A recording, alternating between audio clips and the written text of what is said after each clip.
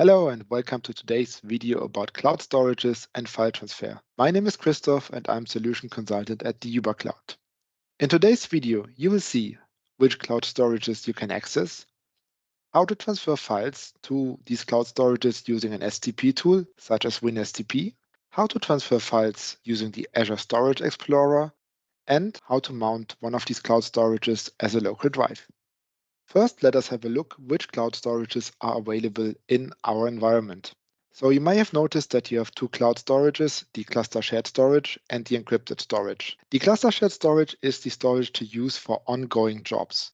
So if jobs that are currently scheduled need to access files, these files must be located in the cluster shared storage. Otherwise, the job will not be able to access these files. Additionally to the cluster shared storage, you will also find the encrypted storage. This one is a cheaper storage in Azure that should be used for file archivation. Please also note that the encrypted storage is internally encrypted in Azure. However, this will not interfere with your daily workflow. After this short introduction, let us dive into the demo. To transfer files through an STP tool such as WinSCP, we first have to make sure that our cloud desktop is up and running. STP is a service of the operating system and thus requires the cloud desktop to be booted up. So first we have to go to CycleCloud and start our cloud desktop. To do this, we locate the cluster where the cloud desktop is located in. Then we click the cloud desktop, go to Actions, click Start, click on OK, and now the cloud desktop is being booted up. This will take a few minutes.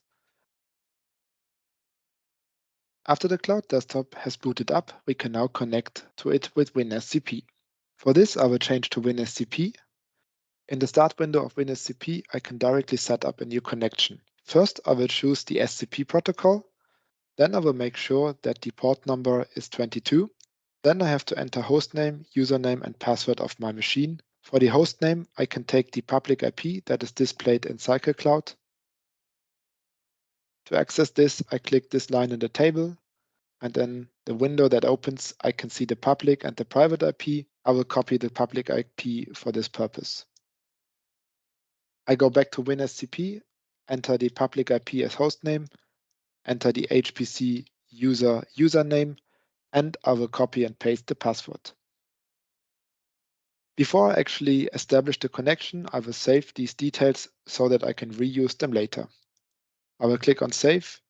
I will give this connection a name, for example, Cloud Desktop. And I will also check the Save Password checkbox to make sure that the password is also saved. Now I can click this connection and click on Login. If this is the first time that I connect to this virtual machine through WinSCP, I will ask if I want to cache the key details. I want to do this, so I click Yes.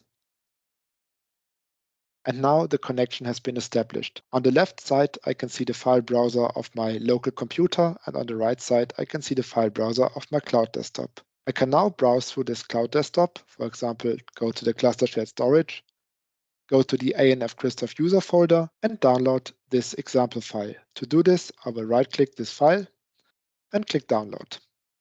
I will click on OK, and the file will then be transferred to my local machine. Since this file already exists, I will get even a prompt if I want to overwrite the existing file. I will click Yes. And I can also take a file from the local machines, right-click this file, and I can upload this file. The file will now appear on the cloud desktop. After I finished all my file operations, I can close WinSCP. And I can also shut down my cloud desktop if I don't need this anymore to avoid costs.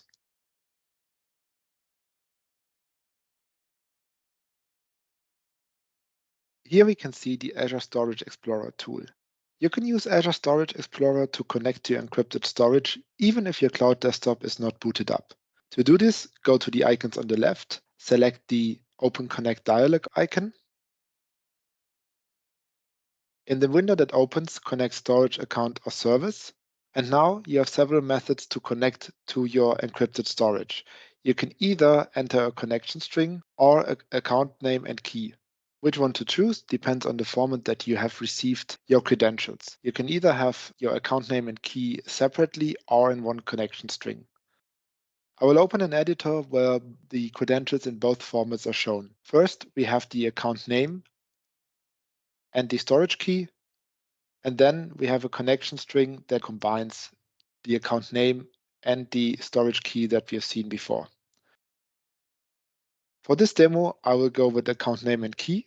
I will click Next. Now I will copy the data from the editor.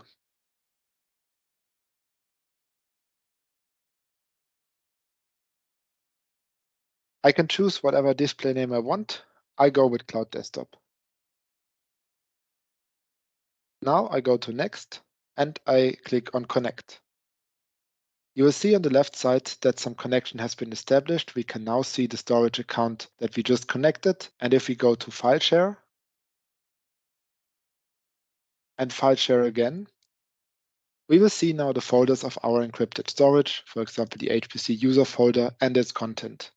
After we've selected a file, we can use the icons on top to either download this file to our local computer, or we can use the upload icon to upload files and folders from our local computer to the encrypted storage that we see here.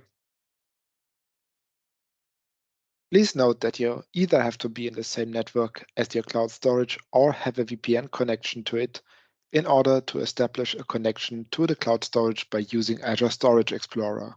After you have finished your file operations, you can close Azure Storage Explorer. The connection that we have established in this video, in this case the Cloud Desktop connection, will remain, so you don't have to re-establish the connection the next time when you open Azure Storage Explorer. Having the account name and key and being in the same network or connected via VPN to the storage in Azure, you can also mount the encrypted storage directly as a drive in Windows.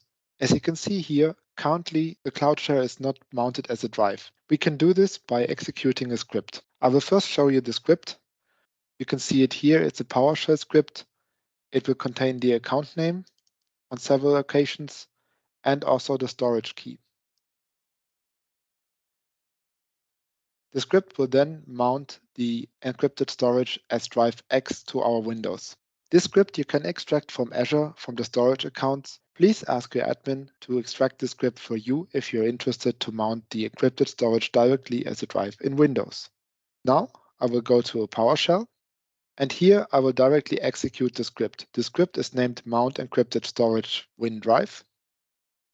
So I will execute it. First, it will try to establish a connection.